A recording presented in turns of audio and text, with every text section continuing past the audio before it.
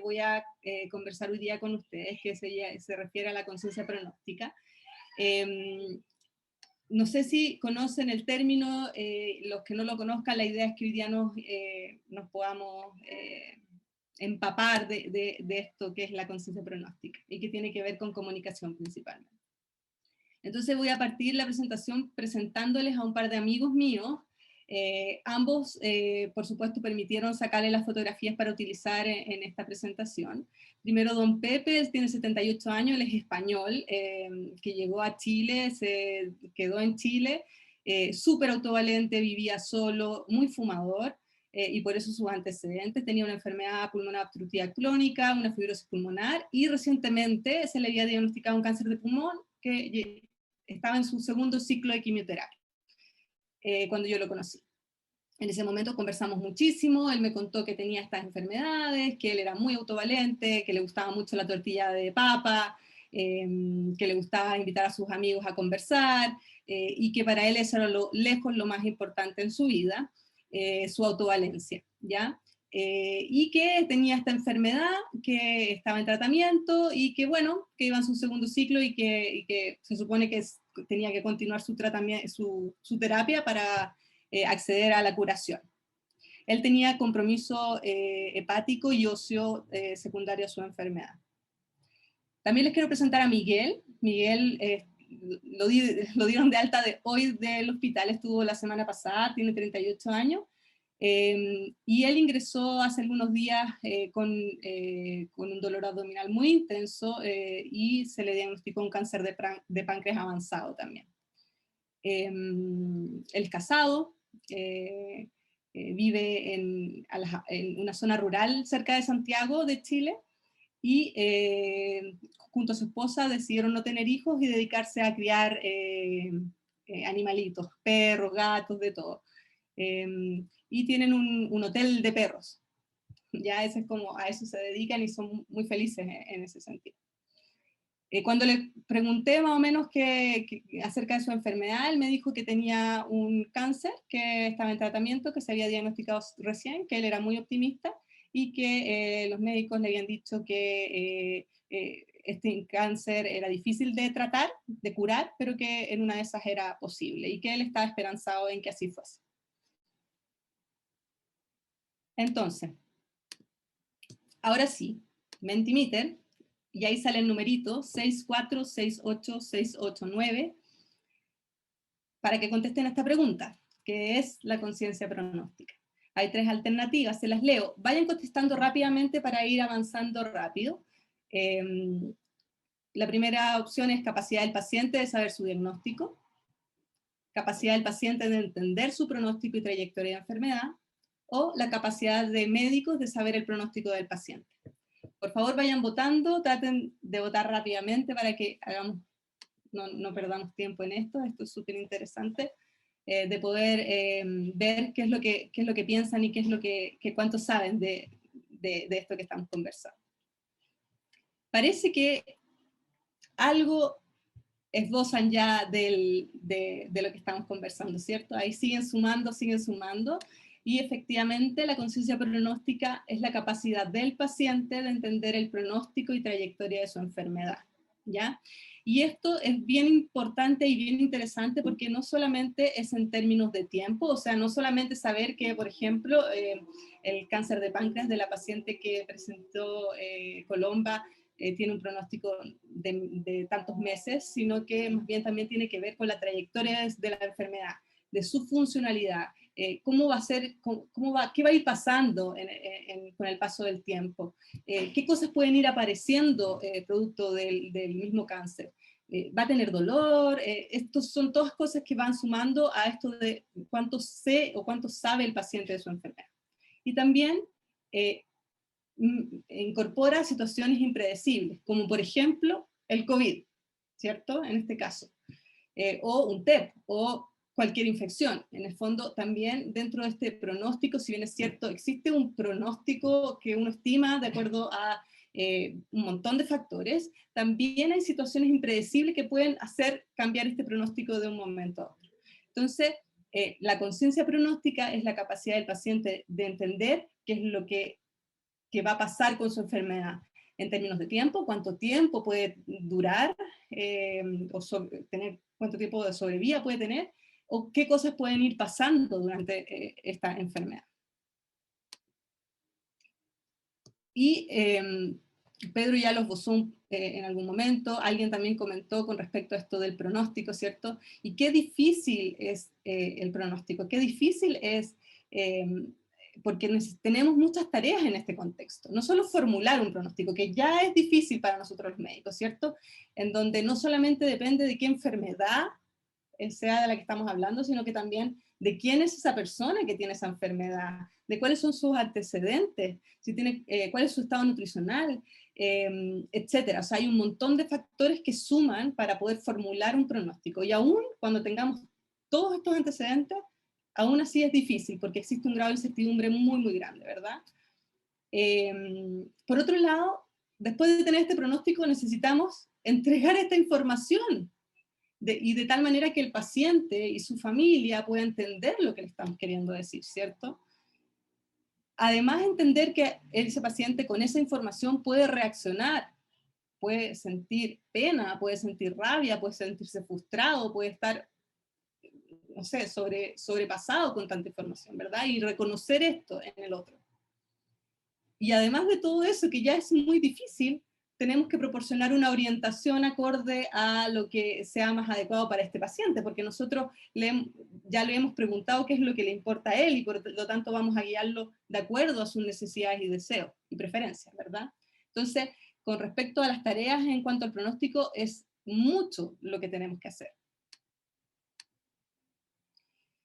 Y aquí viene una pregunta que a mí me encanta y que me parece muy interesante y que les pido una vez más que se metan a Mentimeter, anoten el mismo número y me digan, ¿desean saber los pacientes acerca de su pronóstico? Su pronóstico. Las alternativas son siempre, nunca, la mayor parte de las veces o solo en algunas ocasiones. Acerca de su pronóstico, ojo, ¿desean saber los pacientes o no? Les voy a dar un par de segundos más para que contesten todos y de esta forma puedan participar. Van a haber más preguntas, la idea es que vayan contestando todo el tiempo. Y parece que aquí hay un poquito, si bien hay una tendencia, está un poquito más dividida la cosa. Algunos dicen siempre, otros dicen la mayor parte de las veces, algunos dicen solo en algunas ocasiones, ninguno dice nunca, ¿de acuerdo? ¿Qué sabemos acerca de esto? Fíjense que existe mucha información al respecto. Cuando nosotros nos preguntamos, ¿desean saber los pacientes acerca de su pronóstico? Hay varios estudios. En general, la mayoría de los estudios están hechos en cáncer. Las enfermedades no oncológicas van un poquito más atrás en cuanto a evidencia, pero sí existe también. Así que la mayoría de lo que les voy a comentar ahora tiene que ver en relación a cáncer. Pero en general, en países occidentales, los pacientes prefieren información detallada de su enfermedad y pronóstico.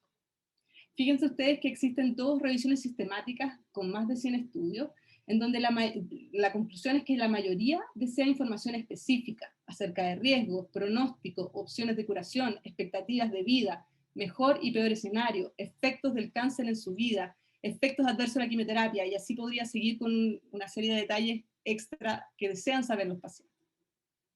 Sin embargo, y esto es súper importante, alrededor de un 2 a un 10% consistentemente reportan no querer saber su pronóstico y nunca discutirlo. Interesante, porque si nosotros vamos seteados, aunque todos los pacientes quieren saber su pronóstico y nos toca alguno que no quiere, podemos hacer mucho daño. Es importante entender esto. La mayoría quiere saber, por lo tanto debemos estar disponibles para hablar. Sin embargo, existe un porcentaje de pacientes que no quiere saber y no va a querer discutirlo jamás.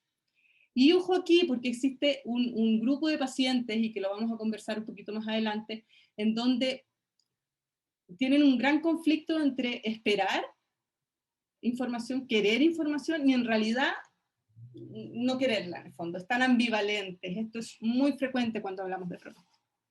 Ya vamos a conversar un poco más de eso.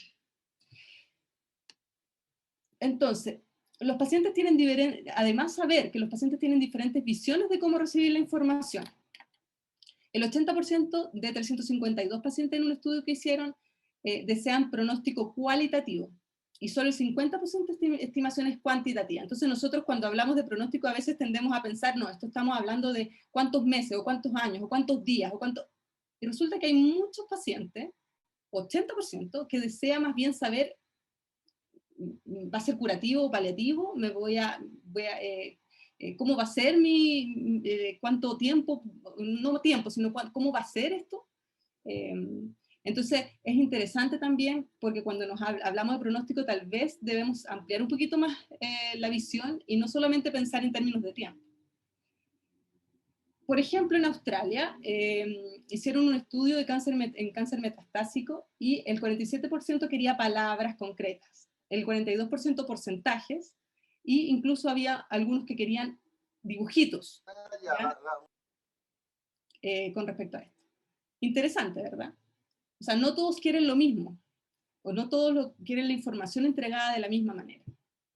Interesante también que las preferencias de información van variando a medida que avanza la enfermedad. Pareciera ser que al principio de la enfermedad, los pacientes principalmente preguntan mucho más de pronóstico que cuando ya va avanzando la enfermedad. Eso es a la inversa con los familiares. Los familiares empiezan a necesitar más información pronóstica cuando la enfermedad está más avanzada. Tiene que ver probablemente con que ellos van a tener que hacerse cargo del cuidado, por lo tanto necesitan programarse y planificarse, ¿verdad? ¿Y quiénes desean qué? Según varios estudios, desean mayor información los pacientes con cáncer en etapa temprana, lo que yo les decía, en el fondo, cuando todavía la cosa no está tan mal, quiero más información que cuando ya está avanzada. Los pacientes jóvenes, las pacientes mujeres, rurales, con mejor pronóstico y menor ansiedad. Esos pacientes desean más información. ¿Qué pasa con los ancianos? Los ancianos son más propensos a que el médico hable con la familia y evitar hablar de muerte. En Latinoamérica principalmente se da mucho esto, que no solamente es el anciano que activamente prefieren no tener la información, sino que la familia lo aísla un poco, ¿cierto? Eso es bien frecuente que ocurra en la zona donde nosotros vivimos. Y los pacientes deprimidos en general están más abiertos a discutir pronósticos más malos, ¿ya? Incluyendo pronósticos que no sean tan buenos, malas noticias. Y parece ser entonces que los pacientes quieren información, necesitan información, están buscando información, ¿cierto? ¿Qué pasa con los médicos? O no solo con los médicos, aquí veo un montón de gente que no es médico, que es enfermera, que es psicólogo, ¿cierto? Que trabajan en relación a cuidados paliativos. ¿Cómo hablamos nosotros de pronóstico con nuestros pacientes? Resulta que solo el 27%, solo el 27% de pacientes con cáncer de mama o melanoma reportó alguna discusión de pronóstico al momento del diagnóstico. O sea, casi nadie habló de lo que podía pasar con esto con este tremendo diagnóstico que tenemos, ¿cierto? En general, los pacientes con mejor pronóstico recibieron más información pronóstica. ¡Qué casualidad! ¿Cierto? Parece que a los médicos no nos gusta dar noticias negativas. Y en enfermedad avanzada las discusiones son menos frecuentes con los pacientes, una vez más esto se repite, y ocurre más con terceros, con los cuidadores, ¿ya? La claridad de la información se va perdiendo.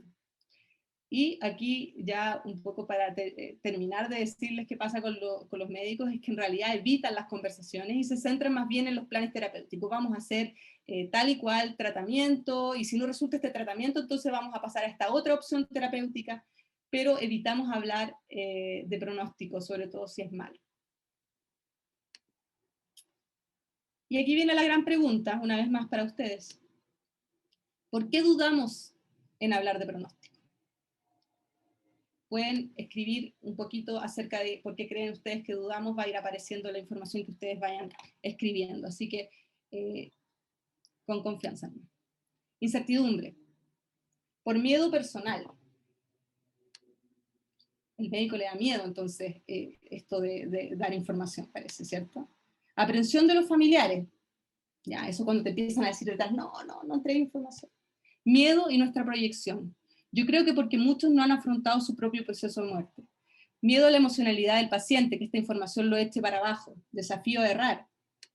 Por inseguridad y temor.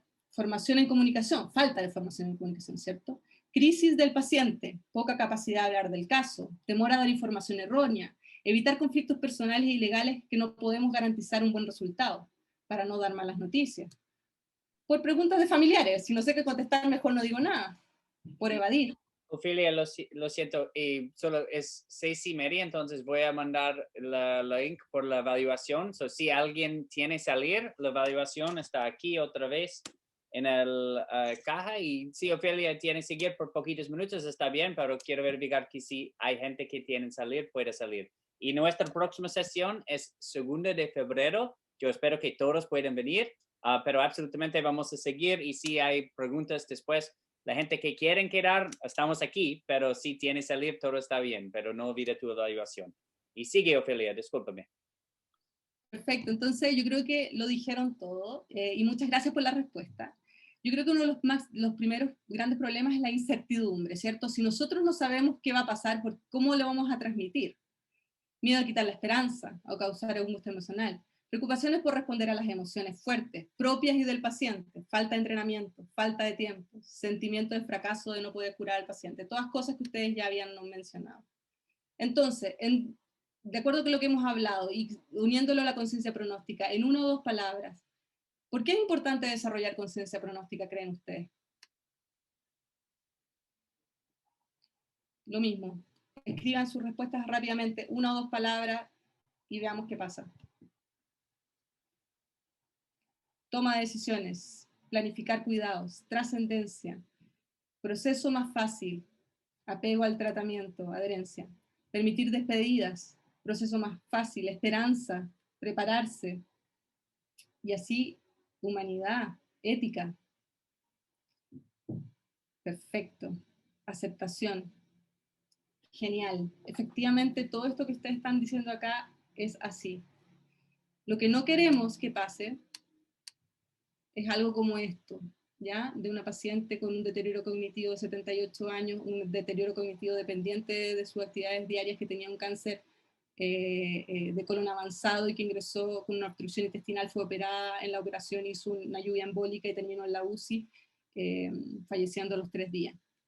Esto fue porque nadie conversó con esa familia acerca de qué es lo que podía pasar y cuánto hacer y cuánto no hacer. Nadie planificó aquí. Y entonces, aunque ustedes no quieran hablar de pronóstico, mejora el resultado, yo sé que lo creen, lo dijeron ya. Disminuye la ansiedad, permite planificar al médico y al equipo de salud y al paciente, y hace que las decisiones parezcan menos urgentes. Entonces, permite integrar la trayectoria probable y el pronóstico de la enfermedad para poder pesar riesgos y beneficios del tratamiento, si es que vale la pena o no a tomar el tratamiento, tener discusiones más significativas de sus metas y valores, y conectar las decisiones del tratamiento con los objetivos y valores que tenga este paciente. Pero, ¿les ha pasado que a veces el paciente quiere saber, pero no, en realidad no quiere saber? Sí, ¿cierto? ¿Qué pasa ahí? Hay una ambivalencia súper importante cuando hablamos de pronóstico, porque por un lado el paciente necesita información, pero muchas veces tiene temor a esta información, y esto es sumamente frecuente que ocurra. Entonces, está un paciente ansioso, que cuando a mí nadie me ha entregado información, nadie me dice nada. Muy bien, dice usted, vamos a conversar entonces de esto. No, doctora, yo no quiero saber nada de que esto no va a resultar, no me vaya a decir eso. ¿Cierto? ¿Les ha pasado esto? ¿Les suena familiar? A mí un montón de veces. ¿Y por qué pasa esto? Porque los pacientes pueden pedir información, pero aún no estar seguros de lo que quieren, ¿ya? Y por otro lado están los médicos tratando de luchar entre equilibrar esto de cuánto le digo de lo que va a pasar realmente y cuánto pierdo de este optimismo que tiene el paciente, ¿cierto? Cuánto daño le voy a hacer en ese sentido, la esperanza que es tan importante, ¿no? Y además, por otro lado, los médicos, como vimos en el caso, los médicos de la UCI por una parte dicen una cosa, por otro lado los médicos de paliativos dicen otra, ¿cierto? Y ahí estamos en esta ambivalencia importante. Y esto es lo que ocurre. La mayoría de los pacientes oscila entre la esperanza y el realismo en forma frecuente y rápida. En una misma conversación pueden pasar de decir que saben que se van a morir a decir que en realidad lo que quieren es poder ir de vacaciones el próximo año. O sea, en una misma conversación esto ocurre. Imagínense lo que pasa cuando viene el oncólogo a decirle que no hay tratamiento y que, no hay, no hay otra línea para darle, y después viene uno como paliativista a conversar con el paciente y dice, no, sí, el doctor me dijo que estaba todo bien. Entonces uno dice, oye, este oncólogo no le dijo nada al paciente, y no es eso, sino que el paciente no es capaz aún de enfrentar esto que le causa tanto daño. Ahora, con el tiempo los pacientes van entendiendo esto y van llevando esta esperanza que es gigante, ¿cierto? Y van juntándola, acercándola a esta posibilidad de morir. Y esto es un trabajo de nosotros, los equipos de paliativo, en el fondo. Lograr que este paciente mantenga la esperanza, pero entienda que es posible que fallezca.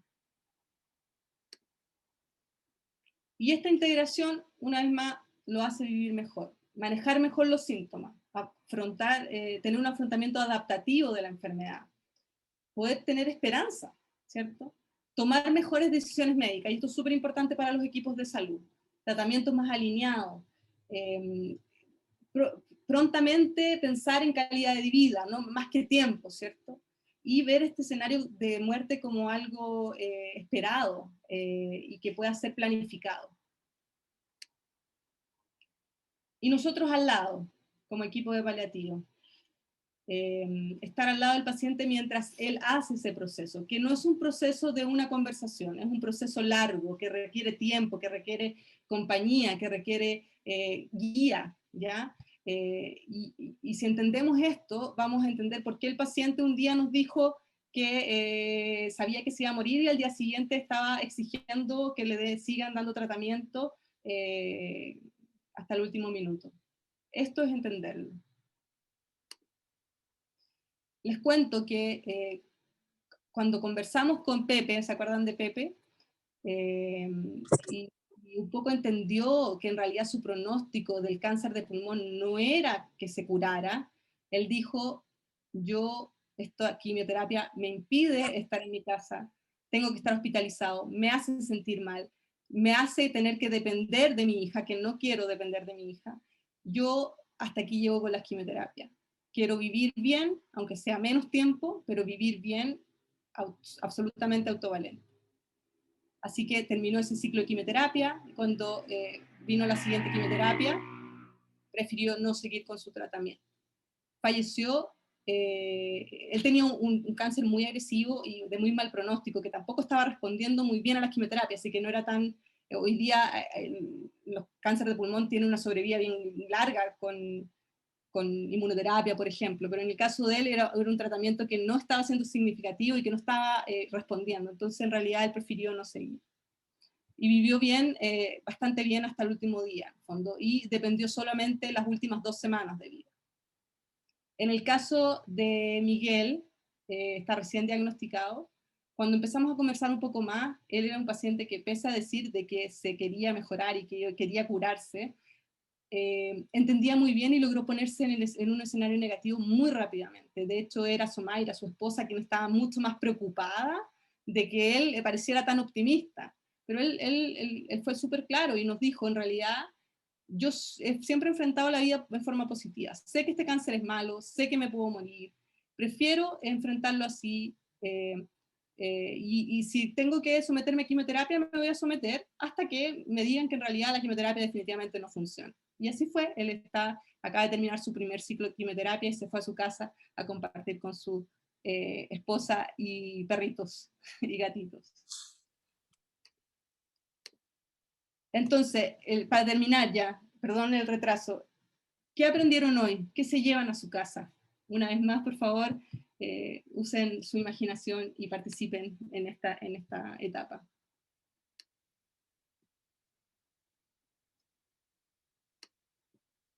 Planificar de cuidados al hablar del pronóstico. Mayor conciencia. Siempre hablar con la verdad a nuestros pacientes. Hacer ver el pronóstico. Conocimiento y fraternidad. La importancia de la comunicación en el pronóstico. Cada paciente es un mundo, ¿de acuerdo? Focus en la calidad de vida. Comunicación con empatía. Ser más sensibles con el paciente, es su derecho a conocer la realidad de su enfermedad. Convencimiento de la importancia de comunicarse. Respeto a la autonomía, de hablar y de no hablar, ojo. La importancia de escuchar qué quiere el paciente para poder dar a conocer el pronóstico, ¿de acuerdo? Se debe discutir pronóstico en compañía del paciente y su familia. No temerle a hablar de conciencia pronóstica, revisarnos. ¿Qué me frena a hablar de eso? ¿Me acomoda? ¿Esto será una inversión de bienestar para mis pacientes? Súper bien. Cuando nosotros logramos hablar con nuestros pacientes, un poco nos protegemos y quizás si el equipo de Colomba que vio a este paciente hubiese podido conversar acerca de su pronóstico, seguro que eso hubiese servido para estar más tranquilo y a pesar de que fallecía, haber podido decir, pucha, por último, logró entender lo que estaba pasando, ¿cierto? Ayuda al autocuidado. Humanizar aún más la atención con el paciente, generar mejor vínculo y así. Muchas gracias por todas las respuestas. Muchas gracias por mantenerse conectado. Veo que hay 108 personas